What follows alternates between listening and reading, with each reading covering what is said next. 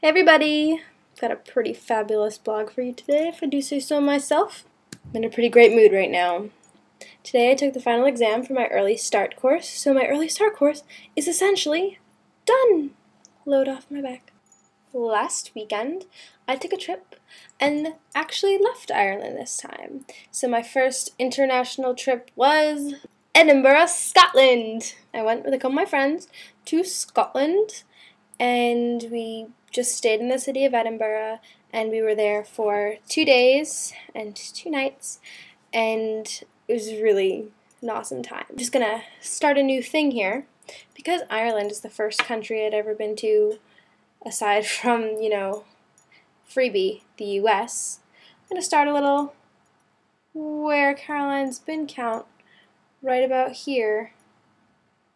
So we've got home, we've got Ireland, and now we can move the grand total up to 3 with Scotland. It's pretty exciting. What did I do in Scotland? We got there really early on Friday morning, too early to actually check into our hostel, so we had all our stuff with us, not a lot, just a backpack. We just went around and found ourselves the Royal Mile. For those that are unfamiliar, the Royal Mile is essentially the main tourist attraction in Edinburgh.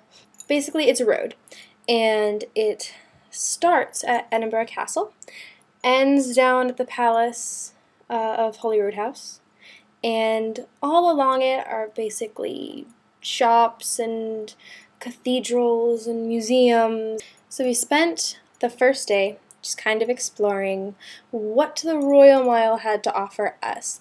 It was not the best weather. It was like kind of chilly and kind of rainy, and so, really we wanted to see just what's around. Turns out there's actually a lot you can do in Edinburgh for pretty cheap. So here's what we did. Spent that first day exploring. We went into all the shops, saw everything that we might want to potentially buy later on. Everything is tartan print. You know, that plaid? Turns out, I didn't know this, every clan in Scotland has their own unique tartan print. I did buy awesome pants. Let me get those pants. I'm gonna live in these pants. These are my Scotland pants. And I don't know what clan this is, but basically every shop on that street had every possible combination of this type pattern, colors, blah blah, in the world. Or at least in Scotland. We started up at the top of the Royal Mile, and we saw Edinburgh Castle, which was beautiful. You will see pictures as usual, I promise.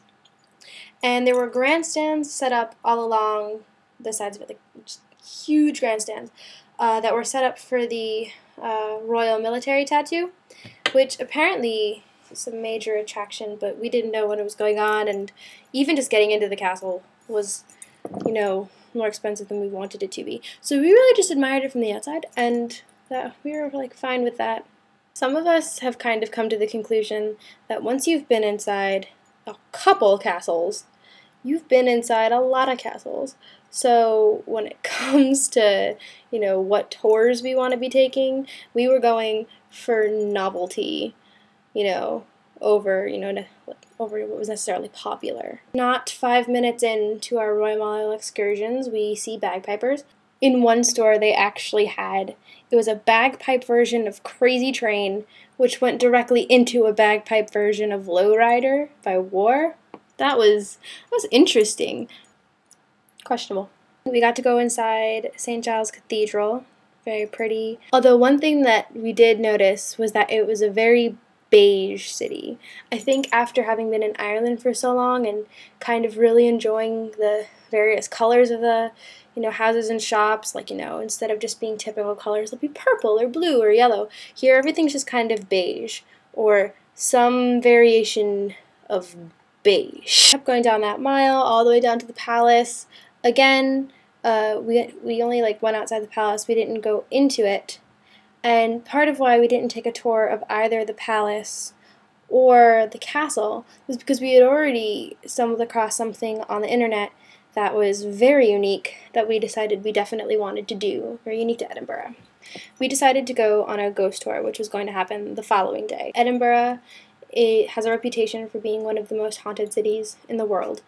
And what's significant about the Royal Mile is that the whole city used to just be that road. When that city was first starting to, gain its population, it was often people trying to seek refuge from the English.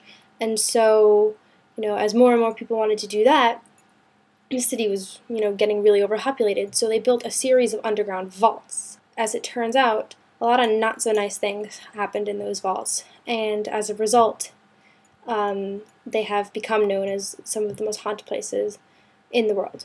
So we, of course, decided that we wanted to see these for ourselves. It started with like an above ground tour where they started telling us about how Scotland has a bad reputation for using torture for entertainment and stuff. And then we went underground. At the end of that tour, you get a free piece of shortbread and some whiskey to calm your nerves. I would say a lot of people felt that was necessary at the end of it. So we did that, and we decided to do that obviously because it was really novel, and I think it was the right move, because where else are you going to get to do stuff like that? It was really cool. It's a different side to the city. It's not something that you're just going to, it's not something you're going to get a feel for just by staying above ground, I guess. Ran across a restaurant outside of the Royal Mile called Lebowski's. Hello, Scotland has the best restaurant in the world. Also on Friday, we went into the National Museum of Scotland, which is, just off the Royal Mile. I guess it's still Royal Mile territory. Next to the palace and Scottish Parliament is a small 251-meter summit called Arthur's Seat. There is a whole story behind that I do not know. So we went up to the top.